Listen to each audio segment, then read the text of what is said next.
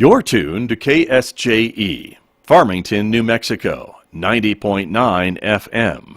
And now 103.3 FM, K277CR, Durango, Colorado. We have a 911. Armed robbery in progress. See surplus store, corner People's Drive, North 24th Street. Hi, welcome to CopShop. Are you recording me? Hi. Well, that was an auspicious beginning. That was a rough start. So we are here with the CopShop for our bi-weekly series, and unless Scott chooses to have some other program going on in the background at the same time, I think you're going to get to hear us for the next 30 minutes. Yes. So welcome to the show. How are you? Good.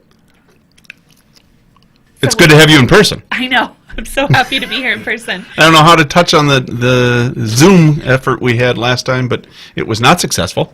It was really difficult to do because I couldn't see you or Scott or Andrea because Andrea called in, and so it was just I struggled, and then I had problems with internet bandwidth, and so the Zoom experiment failed. but we're back. So happy to be here in person.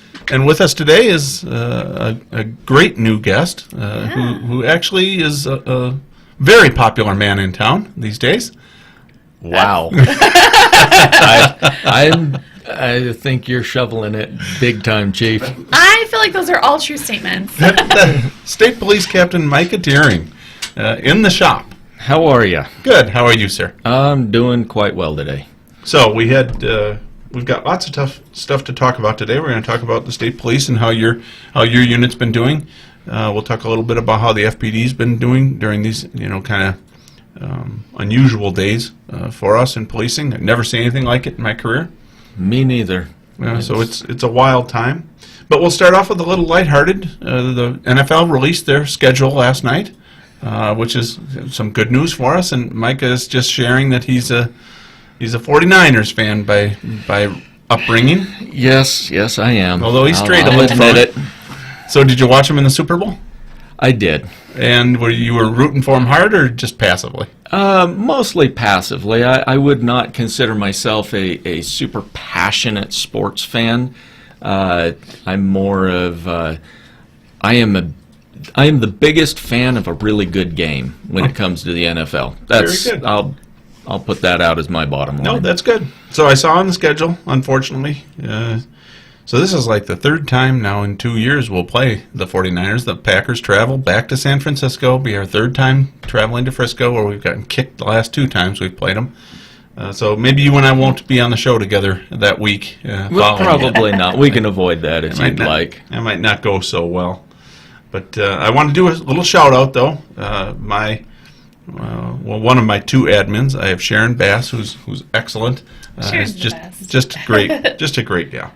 But Candace Morales is she's not quite as great a gal because she's a Bears fan, and so I think Candace is the best as well. Well, how many best as wells can you have? Those 2. I think the differential is one's a Bears fan and one's not. But, Candace usually is watching us, and I want to give her a shout out. And honestly, I'm sure it's the same for you, Micah, up there. You have a number of key people behind the scenes. I mean, I know you're the star, you're the rock star that's on the TV and on the radio. I'm only the figurehead. I am far from the rock star of the organization. I'll give you that right now. But you got so many good people behind the scenes that I do.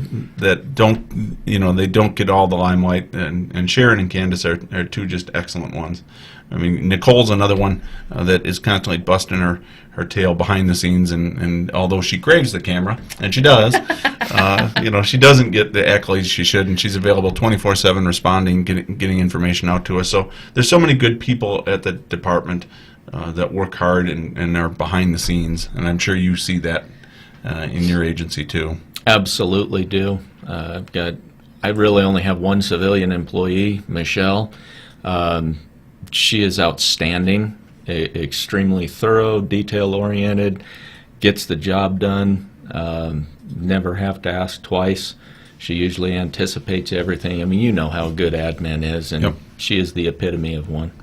Well, and you better have a good one. 'Cause Absolutely. however good the department is going to flow, it doesn't flow as well when your admin is all screwed up. So Absolutely. So we've got some just great people that, just like our men and women in blue on the street, but behind the scenes, our records division, all our secretaries and our admins throughout the department, our civilians working in crime scene processing. I mean, there's so many good people at the department, and you almost overlook them because the blue uniform attracts everybody's attention. So we want to talk a little bit today, kind of follow up on that, and give you kind of a chance to talk. I think people know more about the FPD in the county, the sheriff's office. They know that there's state police detachment up here, but they don't always know how many it is, how active you guys are, what kind of things you guys get into. And I know that you're busy and part of the vital little team we have up here in San Juan County to provide law enforcement for the county. So why don't you talk a little bit about your unit and how big it is and what some of the things are you do? Okay, be more than happy to. Right now we're at 19 sworn officers, and that's including myself. I've got 4 sergeants that supervise the officers. We do have 1 alcohol agent up here that takes care of all the alcohol, liquor establishments, make sure they're following the rules and all of that. We do not have any full-time detectives up here as far as a unit, and that's largely due to the fact that you have such a strong detectives unit. The sheriff's office has a strong detectives unit. In this corner of the state, our main mission is basically fill in the gaps. I would have to put it in that we are not the biggest, we're not the lead. As you know, I mean, I'm preaching to the choir now, but just for the audience of those listening in, Farmington PD, San Juan County SO, highly professional organizations, highly trained, highly capable. There's nothing that we can add other than just assistance and provide extra manpower. Sometimes you get a big call that ties up a whole shift. The first call dispatch makes is to the sheriff's office and to the state police, and we filter in some troops into the city limits to kind of fill in that gap. That's what we do, kind of the mortar between the bricks, so to speak. So that's and what that we is do. such a big part of us. We're so remote up here that you really wind up depending on each other, and it happens fairly seamlessly. The public doesn't really always know that FPD's already tied up on something else, but here the state police and the county sheriff's office, or vice versa, are diving in and helping each other out. But it really is a great model of cooperation that I didn't see earlier in my career when I was back in Anchorage.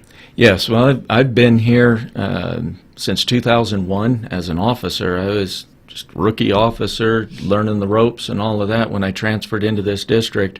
And I've been extremely fortunate through my career to be able to promote up. Now I'm the district commander in charge of things, and every now and then I look in the mirror and wonder, how in the world did that happen? Did the chief really know what he was doing there? But I strive to do my best. I have an extremely good crew, highly professional. We're human. We make mistakes. We try to fix those, minimize them, fix them, move on, make things right. But like you mentioned just a couple of minutes ago, in the last 6 to 8 weeks, I never saw this coming in my career. If you'd have told me 15 years ago, yeah, your enemy number 1 is going to be an invisible virus, I'd have probably accused you of smoking some crack or something. But that's the world we're in right now.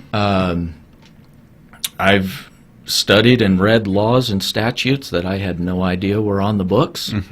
I believe our entire chief staff could probably vouch for that, as they've had to do the same. We're learning on the fly, learning on the run, and trying to do the best that we possibly can, stay within the law, uphold the law, and obey all lawful orders. That's what we swore to do. It's a tough spot to be for police right now. You're in the middle of, and there's strong emotions on every side of the issue. Nicole was talking about an article that she had read down yesterday, I guess, on in the Washington Post on Grants and Gallup, and all the emotions going on with that. it's such an interesting.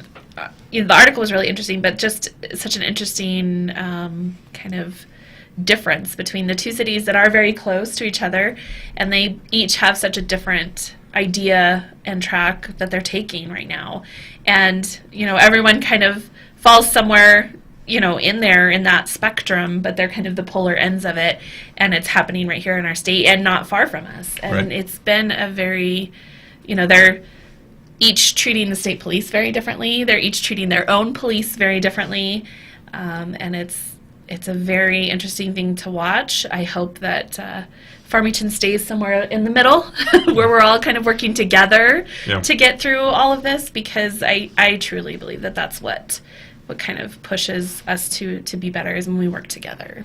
That's an excellent point. I have experienced this. I've gotten out of the office a whole lot more in the last month and a half, because I can't expect my officers to learn something that I haven't learned, so I had to go out and learn it first, and right alongside them at the same time, really. And I would tell you an extremely high percentage of the public, absolute zero resistance, zero animosity towards us. They've been very supportive. They understand the position that we're in,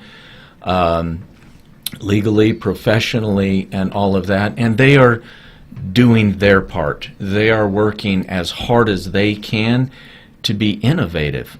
I mean, one thing that has impressed me in the last 2 months is the absolute innovation of the American public. That is so That true. is yeah. that is what makes our country truly great. They want to stay within the rules, but they find new avenues to not only succeed, survive, and prosper within their little neck of the woods, so to speak, but do it in such a way that they realize that their actions impact the rest of the public. And that's been refreshing to see. Obviously, there's one or two of those fine, outstanding individuals in our citizenry that want to buck the system, and unfortunately, they take up a little more of our stress, a little more of our time to deal with. But I would say that's an absolute minimum right now, for which I'm very grateful. Honestly, overall, the community here, and that's what I can speak to. I can watch others, but here, it really, despite how completely different this is, what a different world it's been, and the fact that it's, Americans don't have the longest attention span is one of the things that usually we get criticized for. But we're into 6 weeks, 7 weeks of this, and really our citizenry has done a very good job of continuing to try and endure. That's really all we're doing, right? We're trying to endure this until we can start getting back open and life can kind of resume. We're kind of in a pause button. But the community really has done a good job of living under those circumstances. And so that's one of the things as far as bringing you on here to talk a little bit. It's easy to start talking about entities, the state police, the Farmington Police Department, the sheriff's office, but really behind the scenes, it's just men and women, and they're usually kids, 25, 26, 27 years old, that are going out there doing the best they can, and then they're going home to their families too, and they live in the community that we live in. They're not responsible for this. It's either a bat or it's a lab in China. I'm not sure. I'm going to pick which, but somebody else is responsible, and it's not our employees. That are just trying to do their best in these tough days. Yes, and you bring up a good point. Behind the badge, behind the uniform, human beings, just like in any other industry anywhere in the world. Yep. All of my officers, except one, have kids and a full family at home.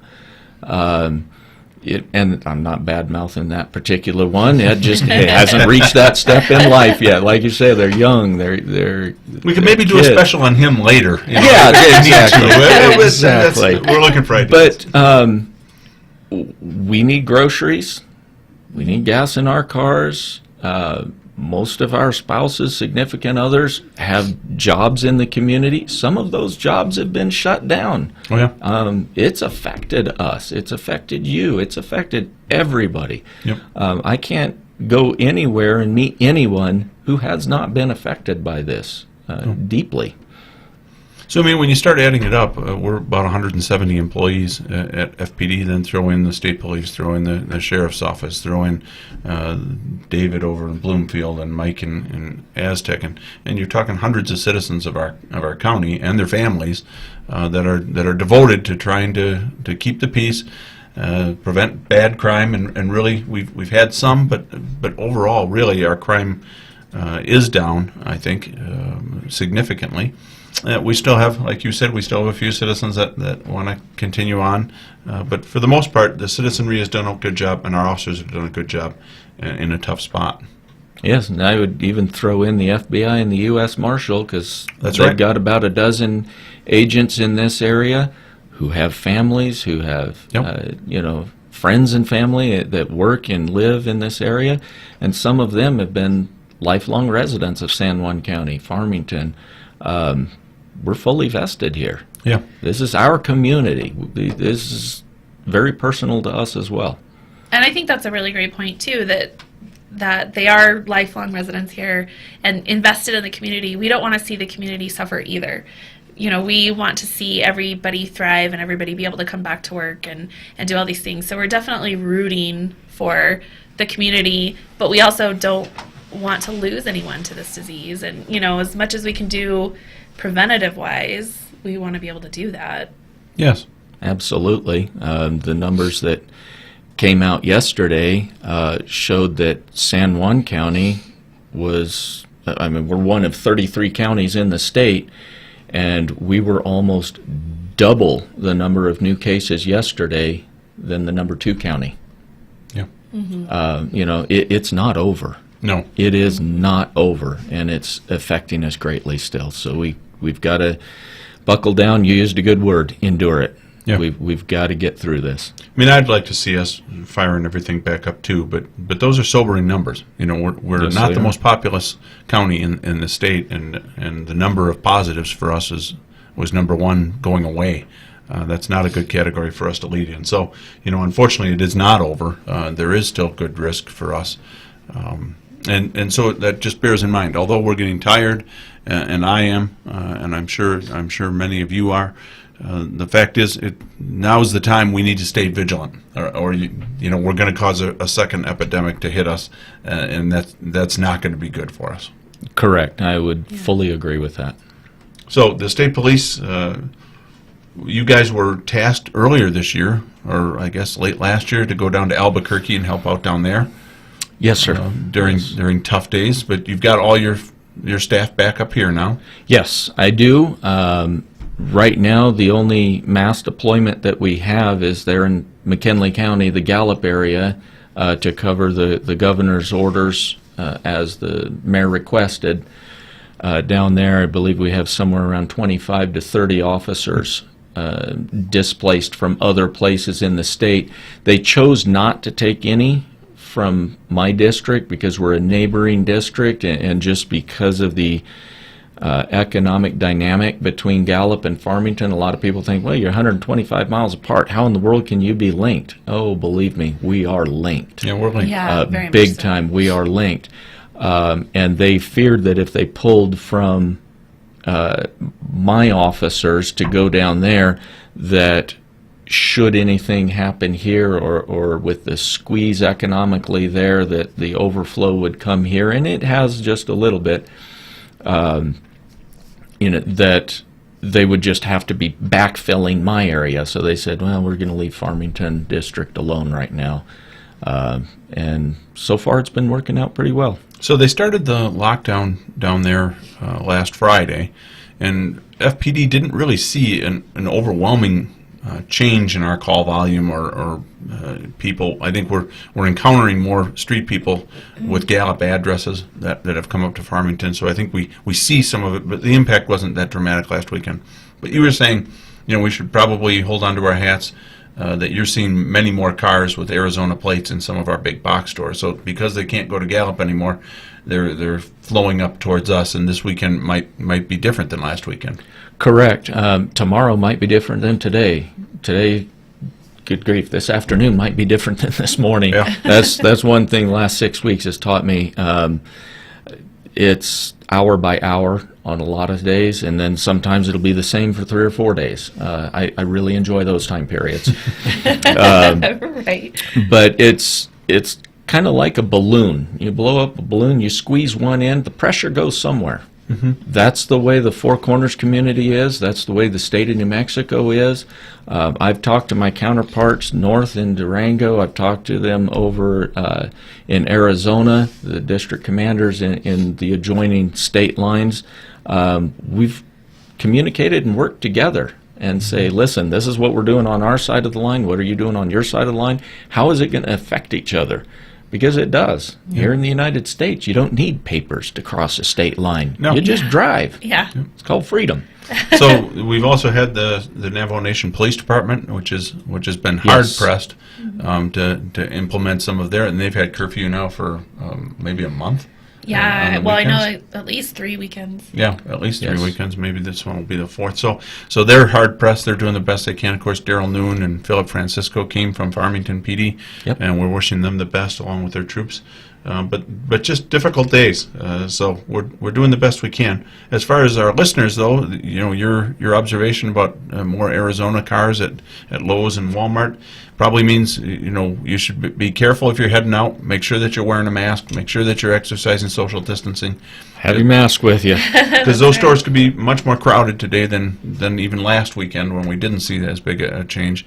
Until the situation in Gallup changes, I think you can probably expect we will have more people at our stores getting supplies. I would expect that as well. So And we're going to see, I think, like you said, day to day it's different. And I think one of the trends that we've noticed is that it's busier kind of midweek than it is on the weekends.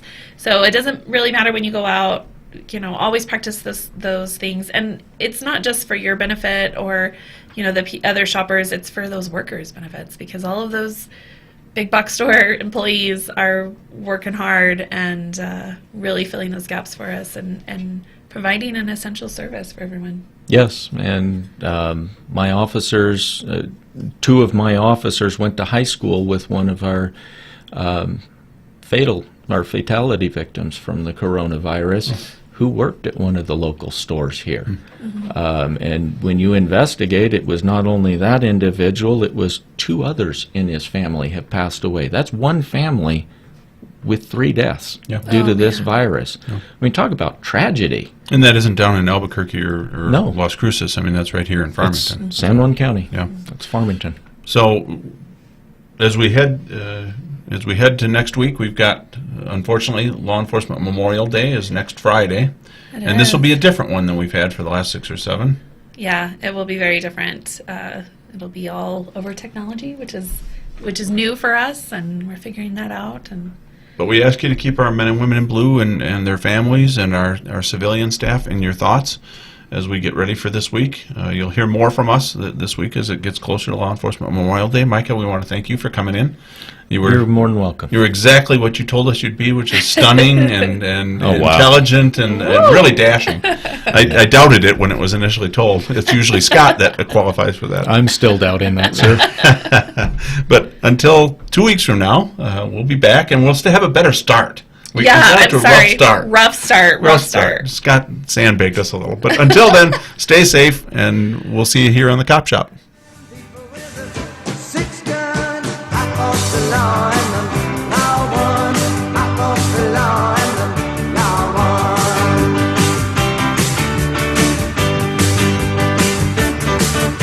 I miss my baby and I'm good fun. I crossed the law and the law won. I crossed the law and the law won.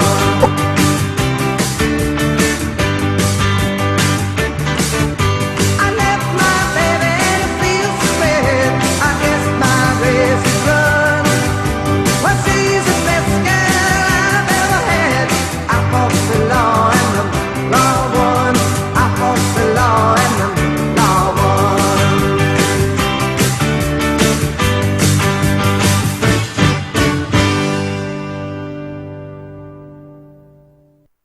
You're tuned to the beacon KSJE 90.9 FM, your information and cultural beacon for the Four Corners, serving Aztec, Bloomfield, and Farmington. Reach us today online at ksje.com.